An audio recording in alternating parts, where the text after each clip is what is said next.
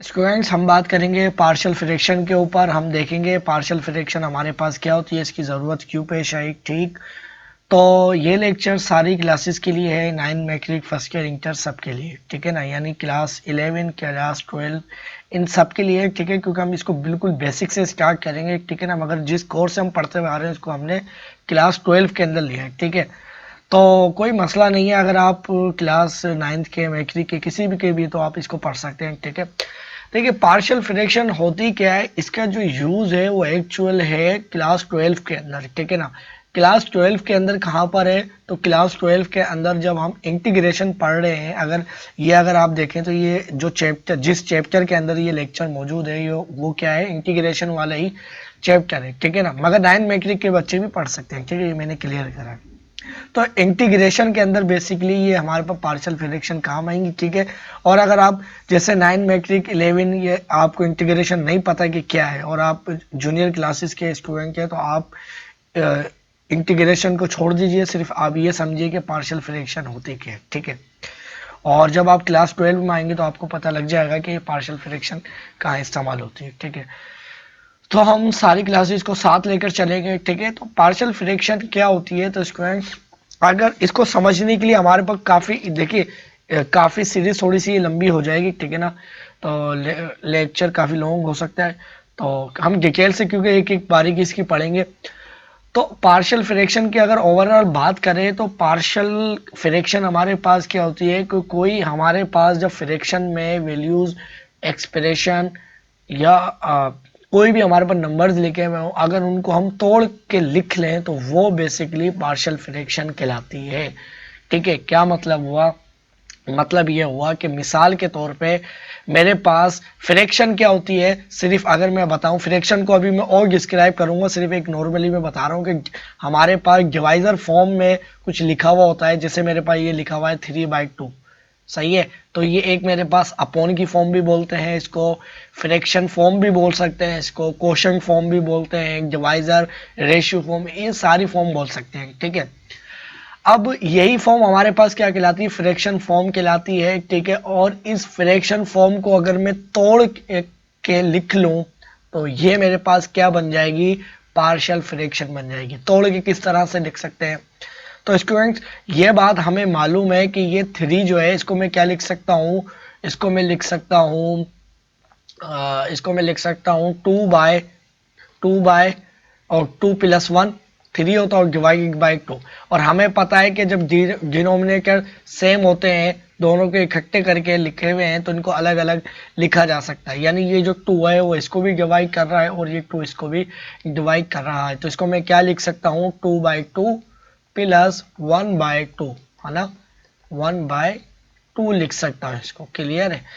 तो अब ये देखिए हमारे पास एक्चुअली लिखा हुआ क्या था, 3/2 लिखा हुआ था। अब इसको मैंने तोड़ के दो हिस्से बना लिए, इसको इसके पार्शियल फ्रैक्शन बना दिए। देखिए अभी भी फ्रैक्शन है, फ्रैक्शन की फॉर्म में ही है ना, ये 2 से अभी कैंसिल हो जाएगा, वो अलग बात है, मगर अभी लिखा हुआ यहाँ पर देखो तो फ्रैक्शन फॉर्म में ही, और इधर भी देखो तो ये फ्रैक्शन फॉर्म या डिवीजन फॉर्म या क्वेश्चन फॉर्म में लिखा हुआ है।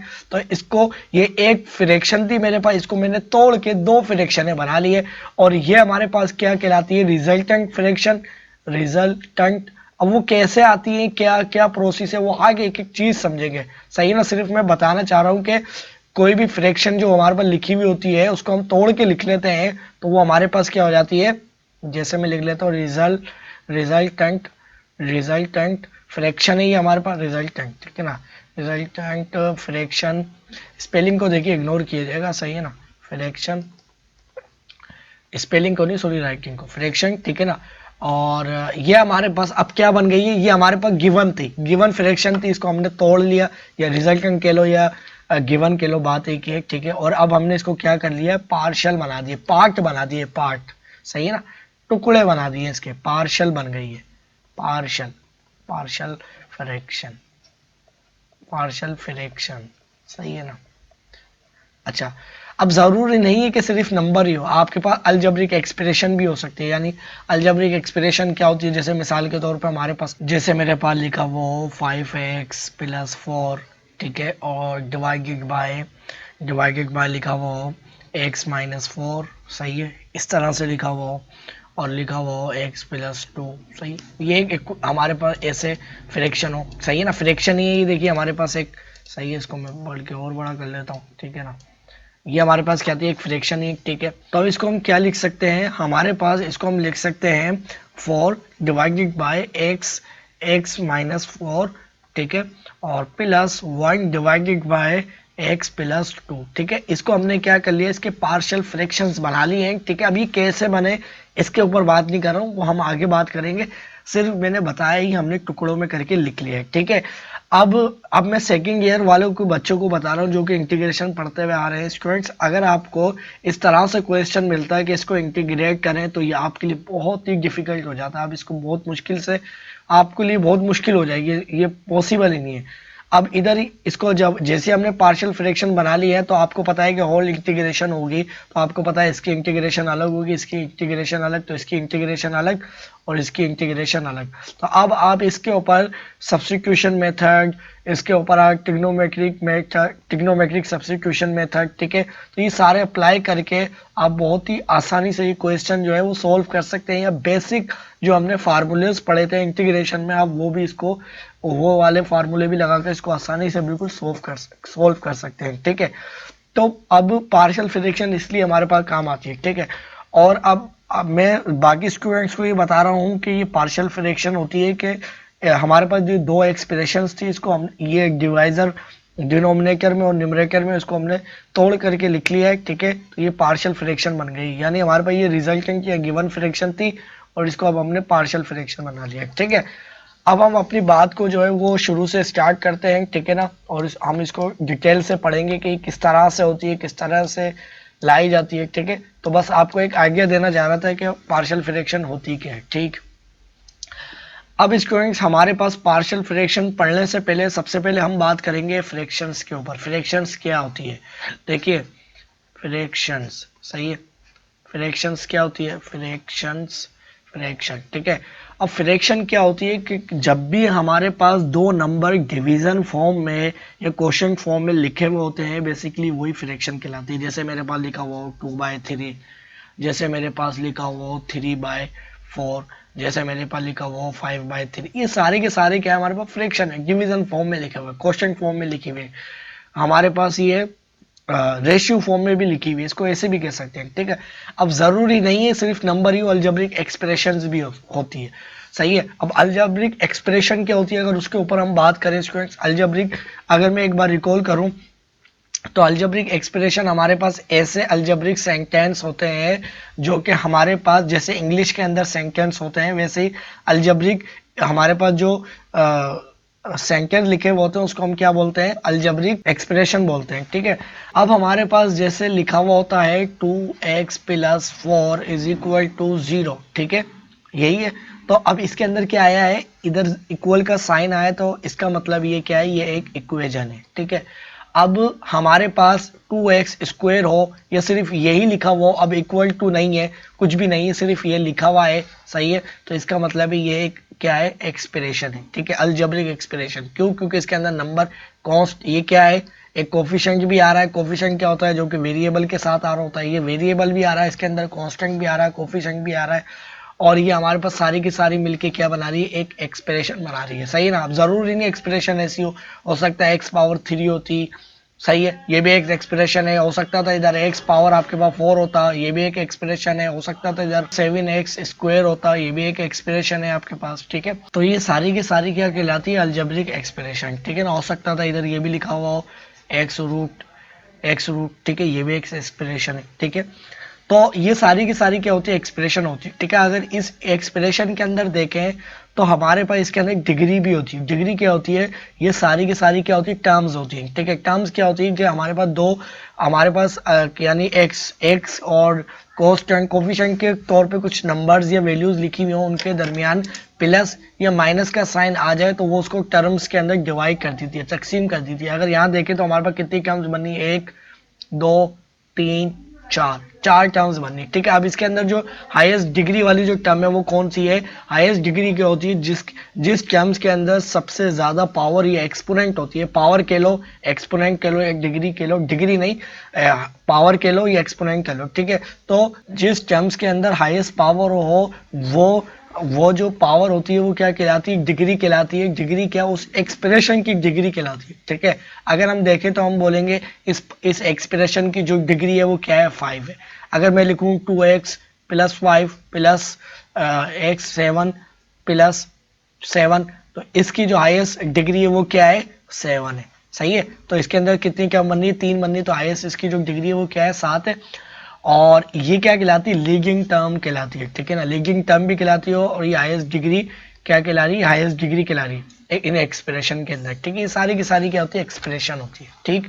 अच्छा, अब हमारे पास क्या होता है, फ्रैक्शन आपको समझ में आ गया कि हमारे पास अगर लिखा हुआ हो हमारे पास x plus 2 divided by x square plus 4, ये भी एक हमारे पास क्या है, फ्रैक्शन है, सही है। ये एक हमारे पास क्या है, एक्सप्रेशन है, ये एक एक्सप्रेशन है। जब दो फ्रैक्शंस हम दो अलजेब्रिक एक्सप्रेशन हमारे पास डिवीजन फॉर्म में, क्वोशंट फॉर्म में लिखी हुई हो, वो क्या कहलाती है, सिंपल हमारे पास फ्रैक्शन कहलाती है, ठीक है। अब सिर्फ जैसे मैंने कहा था, हो सकता था वो हमारे पास 2/3 हो, ये भी एक एक्सप्रेशन है। हो सकता है मेरे पास एक्स स्क्वायर और एक्स पावर 3, ठीक है, और प्लस 2 डिवाइडेड बाय 3, ये भी एक एक्सप्रेशन है, ठीक है। तो ये सारी की सारी हमारे पास क्या कहलाती है, फ्रैक्शन कहलाती है, जो कि डिवीजन फॉर्म में होती है, ठीक है। अब इसके बाद बारी आती है हमारे पास बारी आती है किसकी, रेशनल फ्रैक्शन की, ठीक है ना। रेशनल फ्रैक्शन हमारे पास क्या होती है, अगर मैं लिख लूं यहाँ पर रेशनल फ्रैक्शन, ठीक है। हमने फ्रैक्शन की बात कर ली। अब रेशनल फ्रैक्शन क्या होती है, जाहिर से बात है रेशनल है तो हमारे पास वो फ्रैक्शन की फॉर्म में होगी, बस उसके अंदर एक क्या चीज ऐड हो रही है, रेशनल ऐड हो रही है। तो रेशनल का क्या मतलब हुआ, मैंने आपको एक्सप्रेशन बता दिया जो अलजेब्रिक एक्सप्रेशन होती है। तो अब हमारे पास जैसे मैंने बताया कि हमारे पास क्या होता है, 2x स्क्वायर लिखा हुआ प्लस रूट एक्स, ठीक है। और हमारे पास क्या हो, 2 इधर लिखा हुआ 2x प्लस 3x क्यूब, ठीक है। क्यूब लिखा हो, सही है, बल्कि यहाँ क्यूब लिखा हुआ, इधर स्क्वायर लिखा हुआ, या कुछ भी नहीं लिखा हुआ, ठीक है। तो ये मेरे पास क्या कहला रही, फ्रैक्शन कहला रही, ठीक है। मगर हमारे पास ये एक रेशनल फ्रैक्शन नहीं है, ठीक है ना। रेशनल फ्रैक्शन क्यों नहीं है, क्योंकि जब हमारे पास ऊपर जो हमारे पास जो एक्सप्रेशन लिखी हुई है वो भी एक अलजेब्रिक एक्सप्रेशन है, ये भी एक अलजेब्रिक एक्सप्रेशन है। जब डिवाइजर फॉर्म में है तो ये हमारे पास क्या है, एक फ्रैक्शन फॉर्म लिखी हुई है, ठीक है। मगर हमारे पास ये रेशनल फ्रैक्शन इसलिए नहीं है क्योंकि हमारे पास जो डिवाइजर और डिनोमिनेटर में दोनों हमारे पास जो एक्सप्रेशन होती है वो क्या होना चाहिए, पॉलिनोमियल एक्सप्रेशन होना चाहिए, ठीक है। पॉलिनोमियल एक्सप्रेशन क्या होती है, जरा इसके ऊपर बात कर लें। तो देखिए, पॉलिनोमियल एक्सप्रेशन हमारे पास वो एक्सप्रेशन होती है, जैसे ये सारी हमारे पास क्या है, हमारे पास ये एक एक्सप्रेशन है, ये भी एक एक्सप्रेशन है। तो इनकी जो पावर्स होती है वेरिएबल की, वो होल नंबर से बिलोंग करनी चाहिए, ठीक है। क्या करनी चाहिए, होल नंबर से बिलोंग करनी चाहिए, ठीक है। और हमारे पास अगर इधर देखें तो इधर ये जो पावर है वो क्या लिखी हुई है, इसको मैं क्या लिख सकता हूँ काट के, ये रेडिकल है तो इसका मतलब है ये पावर क्या है, 1/2 लिखी हुई है। अब 1/2 हमारे पास पावर है तो ये हमारे पास क्या, 1/2 इज इक्वल टू 0.5, और ये हमारे पास होल नंबर पे बिलोंग नहीं कर रही, क्योंकि होल नंबर हमारे पास होता है 0, 1, 2। यानी हमारे पास, अगर मैं नंबर लाइन पे आपको समझाऊं, नंबर लाइन पे समझाऊं तो अगर हमारे पास ये 0 है, तो ये 1 आ गया, ये 2 आ गया, सही है। तो हमारे पास होल नंबर जो है वो डायरेक्ट जंप करता है 0 से 1, ठीक है, फिर 1 से डायरेक्ट 2, सही है ना। यानी दरमियान के नंबर को छोड़ देता है ना, दरमियान के, यानी इसके बाद तो बहुत नंबर आते हैं ना, 1.1, 1.2, 1.4, 1.5। तो और अगर इधर मैं देखूं 0 से 0.1, 0.2, 0.4, 0.5, यहाँ बनेगा। मगर होल नंबर जो है वो डायरेक्ट कहाँ जाता है, 0 से 1, 1 से 2। तो हमारे पास ये होल नंबर से बिलोंग नहीं कर रहा है ये नंबर, ठीक है ना। रेशनल नंबर से बिलोंग कर रहा है, होल नंबर से बिलोंग नहीं कर रहा, क्योंकि होल नंबर में हमारे पास 0 से लेके 1, 2, 3, 4, 5 सारे नंबर होते हैं, ठीक है। उनके दरमियान वाले बहुत से नंबर होते हैं, वो नहीं होते। तो ये हमारे पास एक पॉलिनोमियल एक्सप्रेशन नहीं है, क्योंकि पॉलिनोमियल एक्सप्रेशन के लिए हमारे पास क्या होता है, वो हमारे पास उसकी जो पावर्स है वो हमारे पास होल नंबर से बिलोंग करती है। अगर हम देखें तो ये इसकी पावर 1 है, इसकी पावर 3, तो ये एक पोलिनोमियल एक्सप्रेशन है, मगर ऊपर वाली एक पोलिनोमियल एक्सप्रेशन नहीं है। तो रेशनल फ्रैक्शन के लिए क्या होना ज़रूरी है कि दोनों की दोनों पोलिनोमियल फ्रैक्शन होना चाहिए, ठीक है। अगर दोनों की दोनों पोलिनोमियल एक्सप्रेशन नहीं है तो इसका मतलब है वो एक रेशनल फ्रैक्शन नहीं है, ठीक है। दोनों होना ज़रूरी, ठीक है। और अगर अब मेरे पास इधर पावर, अगर इधर मेरे पास पावर 2 होती, मेरे पास इधर पावर बल्कि 3 होती, अब ये मेरे पास एक क्या है, पोलिनोमियल एक्सप्रेशन है। क्या है? पोलिनोमियल एक्सप्रेशन, सही है। और पोलिनोमियल जब हमारे पास ये एक्सप्रेशन है तो इसको हम किस तरह से लिखते हैं, हमारे पास ये जो ऊपर वाला जो हिस्सा होता है इसको हम क्या कहते हैं, न्यूमरेटर कहते हैं, ठीक है। और नीचे वाले को क्या कहते हैं, डिनोमिनेटर, ठीक है। इसको क्या बोलते हैं, एन फॉर न्यूमरेटर, ठीक है।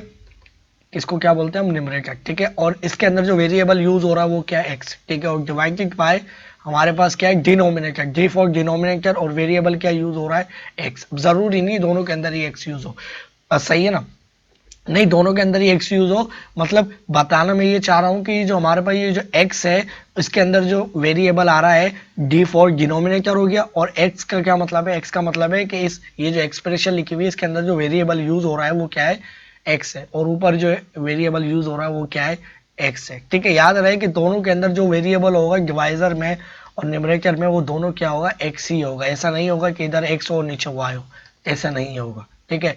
एन स्टैंडर्ड फॉर्म लिखिए n x by d x, ठीक है। और दोनों की दोनों ये हमारे पास क्या होंगी, polynomial expression, both are polynomial expressions, ठीक है। दोनों की दोनों पोलिनोमियल होंगी, ठीक है। पोलिनोमियल, पोलिनोमियल मैंने बताया क्या होती है, पोलिनोमियल, पोलिनोमियल एक्सप्रेशंस, ठीक है। और याद रहे, बस आगे आप देख लीजिएगा कुछ, और याद रहे कि डी एक्स यानी हमारे पास ये जो डिवाइजर है, अच्छा इसको न्यूमरेटर बोलते हैं, इसको क्या बोलते हैं, डिनोमिनेटर। अब न्यूमरेटर को जो है हम क्या बोलते हैं, डिविडेंड भी बोलते हैं, डिविडेंड, सही है, इसको डिविडेंड भी बोलते हैं, ठीक है। और इसको क्या बोलते हैं, डिवाइजर भी बोलते हैं। डिनोमिनेटर तो बोलते हैं, डिवाइजर भी बोलते हैं। यानी ये डिविडेंड का क्या मतलब हुआ कि डिवाइड होने वाला, डिवाइजर का क्या मतलब हुआ, डिवाइड करने वाला, ठीक है।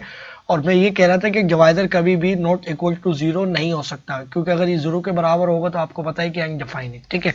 ये आपको बात क्लियर है कि हमारे पास रेशनल फ्रैक्शन क्या होती है, कि हमारे पास जब दो हमारे पास जो वैल्यूज होती हैं वो हमारे पास क्या होती है, पॉलिनोमियल एक्सप्रेशन जब डिवीजन फॉर्म में लिखी हुई हो, फ्रैक्शन फॉर्म में लिखी हुई हो, फ्रैक्शन फॉर्म में तो हमारे पास कोई भी एक्सप्रेशन लिख दो, भले वो पॉलिनोमियल हो या नहीं, तो वो फ्रैक्शन है। अगर वो दोनों पॉलिनोमियल है तो इसका मतलब है वो क्या है, रेशनल फ्रैक्शन है, ठीक है।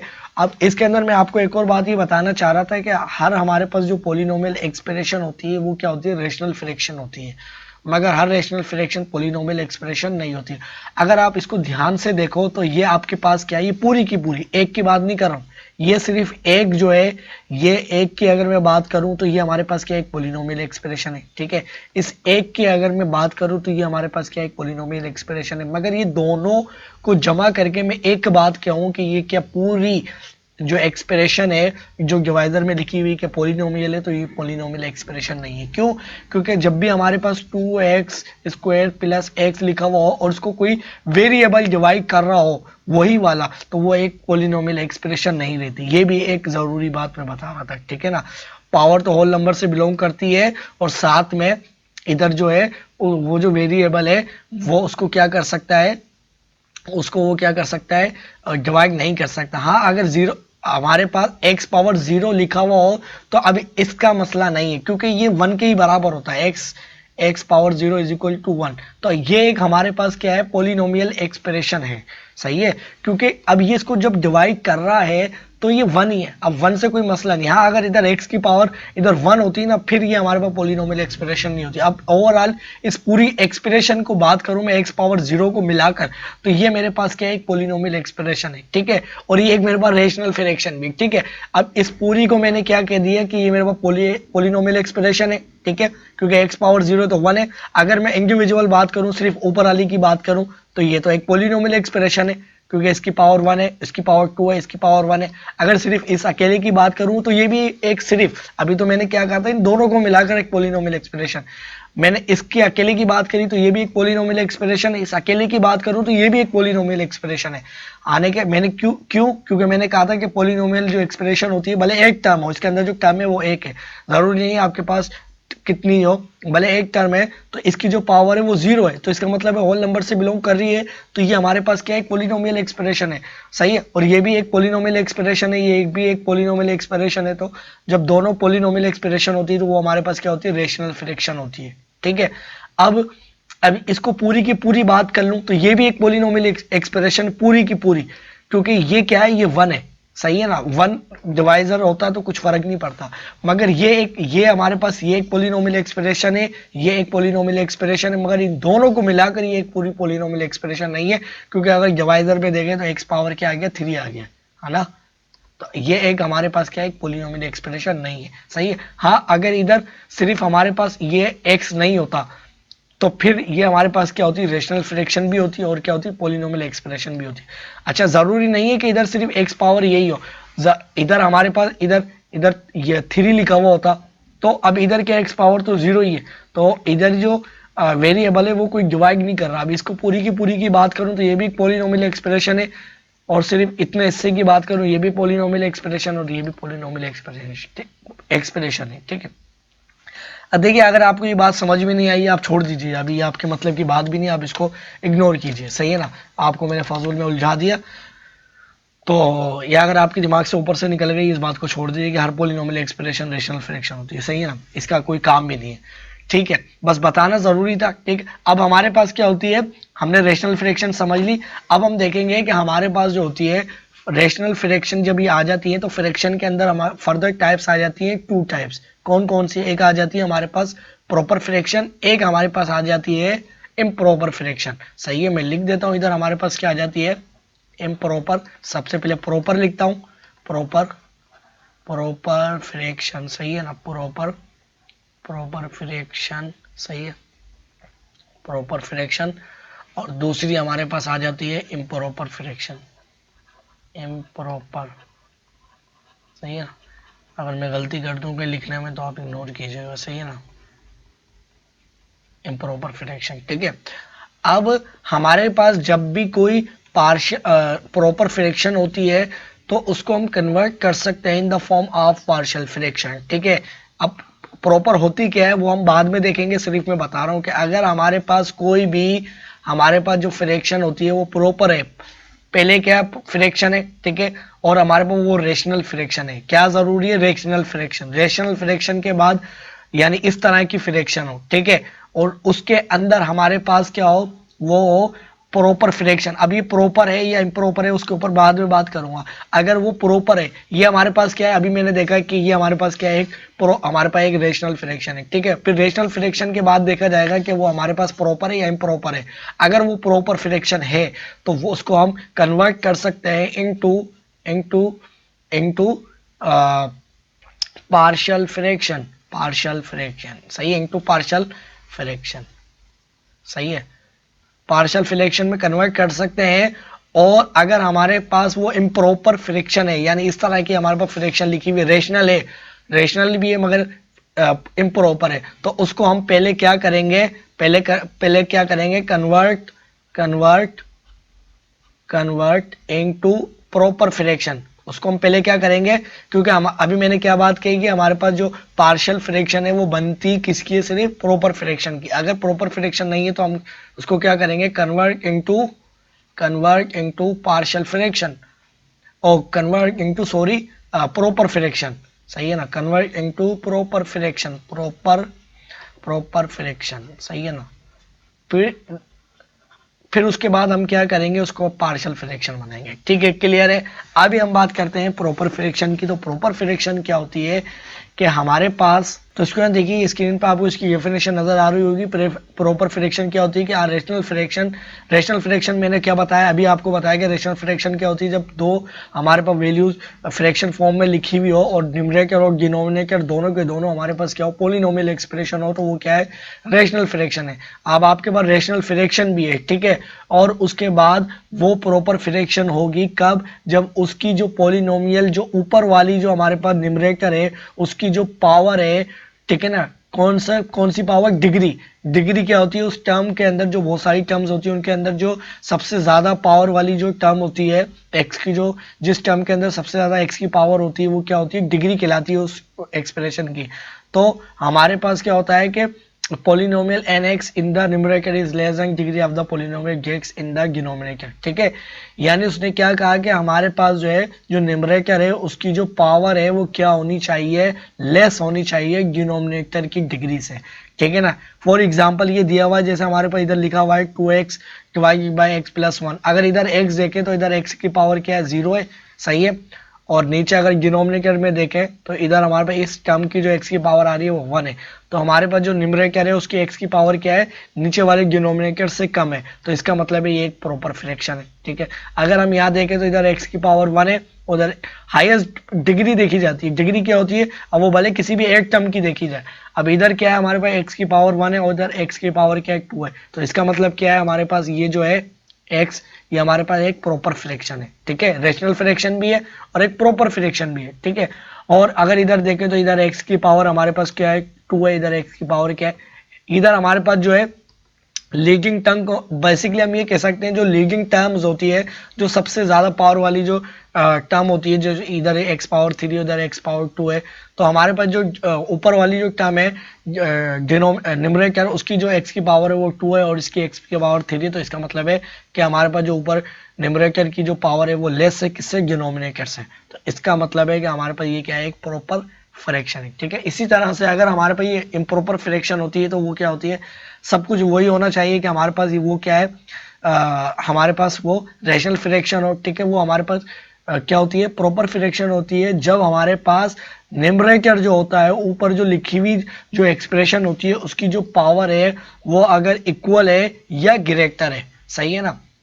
अभी हमारे पास क्या था कि हमारे पास जो नीचे वाला जो डिनोमिनेटर है इसकी पावर ऊपर वाली जो हमारे पास जो एक्सप्रेशन है उससे ग्रेटर होनी चाहिए। अभी हमारे पास क्या है, इसने बताया कि हमारे पास जो ऊपर वाली जो पावर है, ऊपर वाली वो हमारे पास ग्रेटर और ये इक्वल भी है, तो वो हमारे पास क्या इम्प्रॉपर है। अगर यहाँ जैसे हम देखें इधर x की पावर हमारे पास क्या 1 है और इधर x की पावर क्या 1 है, तो इसका मतलब है एक इम्प्रॉपर है, ठीक है। अगर इधर x की पावर 2 हो जाती तो ये हमारे पास क्या हो जाती है, एक प्रॉपर फ्रैक्शन हो जाती, ठीक है। अगर हम यहाँ देखें तो इधर x की पावर क्या हमारे पास 2 है, इधर x की पावर क्या है 2 है, तो दोनों पावर सेम है, तो इसका मतलब है कि हमारे पास क्या है, ये एक इम्प्रॉपर फ्रैक्शन है, क्योंकि हमारे पास जो डिवाइजर और डिविडेंड के दोनों की पावर सेम है। अगर हमारे पास जो डिवाइजर की पावर है, सही है, उसकी अगर ग्रेटर हो जाती तो ये एक हमारे पास प्रॉपर फ्रैक्शन बन जाती, मगर ऐसा नहीं है।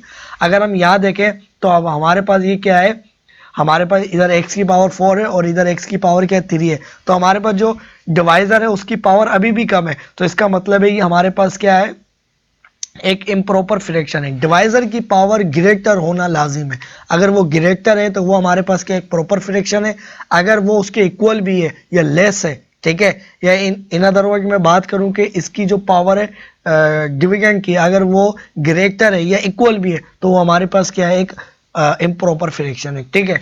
तो स्टूडेंट्स देखिए आपको सारी चीजें क्लियर हो गई होंगी कि हमारे पास प्रॉपर फ्रैक्शन क्या होती है, इम्प्रॉपर फ्रैक्शन क्या होती है, ठीक है। तो स्टूडेंट्स देखिए हमने एक क्वेश्चन लिया है, ये हमारे पास जो है एक इम्प्रॉपर फ्रैक्शन है, ठीक है ना। तो हमने ये बात करी कि हमारे पास जो प्रॉपर फ्रैक्शन होती है उसी को हम क्या करते हैं, पार्शियल फ्रैक्शन बना सकते हैं, ठीक है ना। मगर जब हमारे पास प्रॉपर फ्रैक्शन इम्प्रॉपर फ्रैक्शन होगी इसको क्या करेंगे, convert into proper fraction, then we apply क्या करेंगे, मेथड ऑफ पार्शियल फ्रैक्शन, जो भी है मेथड को आगे हम सीखेंगे, ठीक है ना। तो अब इसको सबसे पहले मुझे क्या करना है, इसको प्रॉपर फ्रैक्शन में कन्वर्ट करना है, ताकि फिर हम जो प्रॉपर फ्रैक्शन जब बन जाएगी तो फिर पार्शियल फ्रैक्शन कैसे बनाएंगे, ठीक है ना। अब देखिए प्रॉपर फ्रैक्शन बनाने के लिए हम क्या करते हैं कि हमारे पास जो ऊपर वाला जो न्यूमरेटर होता है इसको हम क्या करते हैं, इनको हम ये कर लेते हैं कि इसके फैक्टर्स बना लेते हैं और डायरेक्ट इसको कैंसिल आउट करवा लेते हैं, ठीक है। या हम इस तरह से करते हैं कि हमारे पास लॉन्ग डिवीजन मेथड जो होता है, ठीक है ना, लॉन्ग डिवीजन जो मेथड होता है वो यानी एंड रिजल्ट वही होता है। एक मतलब ये हुआ कि जब हमारे पास जब हमारे पास फैक्टर का जो प्रोसेस होता है, फैक्टराइजेशन जो होती है उस तरह से भी नहीं वो डिवाइड होता, तो फिर हम एंड रिजल्ट में क्या करते हैं कि उसको डिवाइड करवा लेते हैं, जो कि लॉन्ग डिवीजन मेथड जो हमारे पास होता है।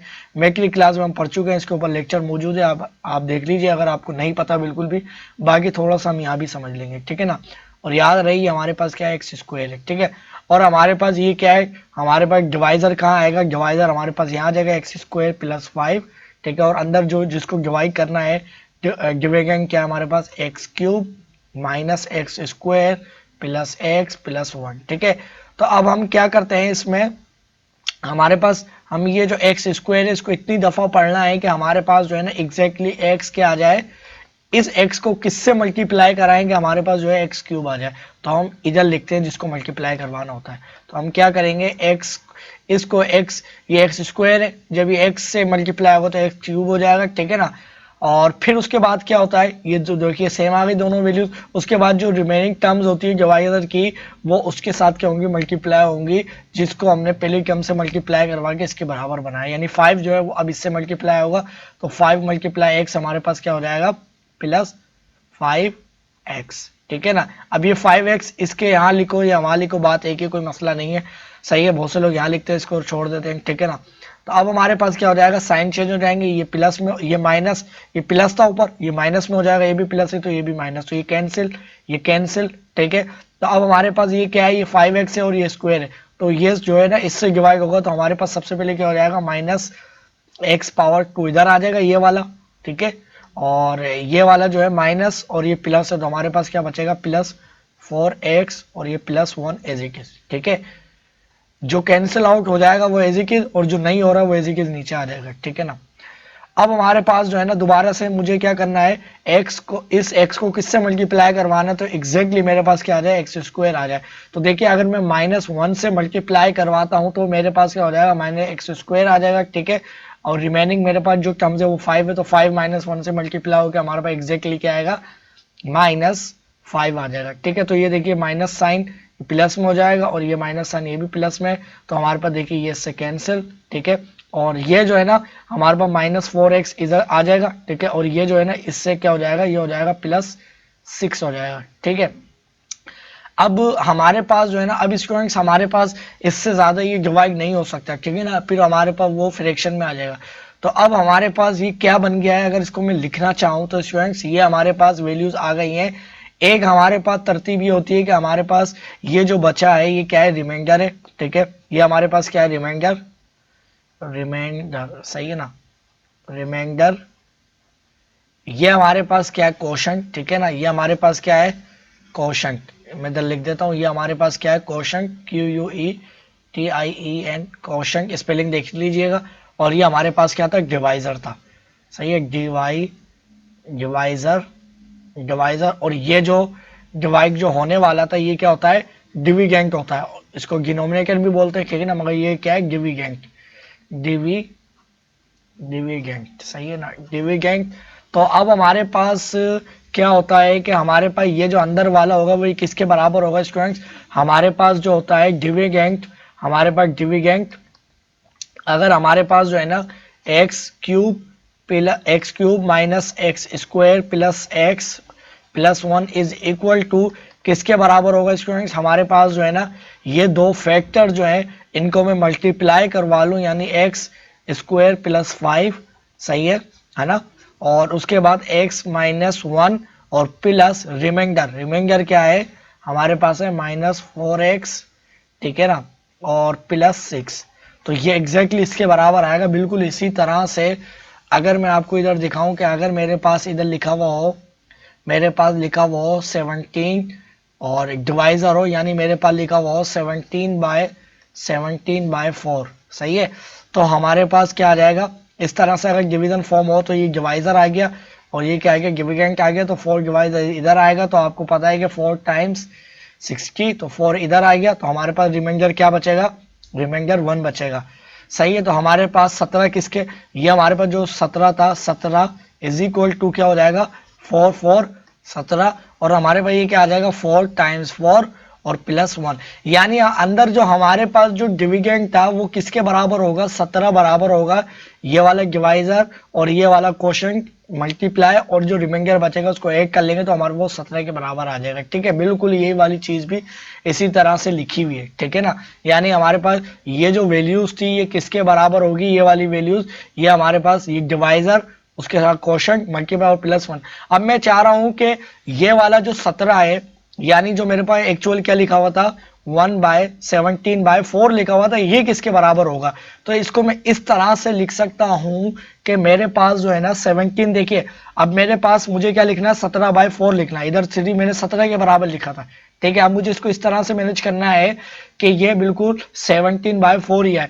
तो इसको मैं इस तरह से लिख सकता हूं कि मेरे पास ये जो 1 होगा इसको मैं एज अ न्यूमरेटर में लूंगा 1 बाय, और जो हमारे पास जो डिवाइजर होगा, ठीक है ना, उसको मैं कहां पर लिख लूंगा। अब देखिए आप बोले यार ये वाला भी 4 है और ये भी वाला 4 है, हमेशा आपको जो जरूर, अब मिसाल के तौर पे ये 5 होता तो अब आप ये वाला 4 नहीं लेंगे, हमेशा जो डिवाइजर होगा आप वो लेंगे।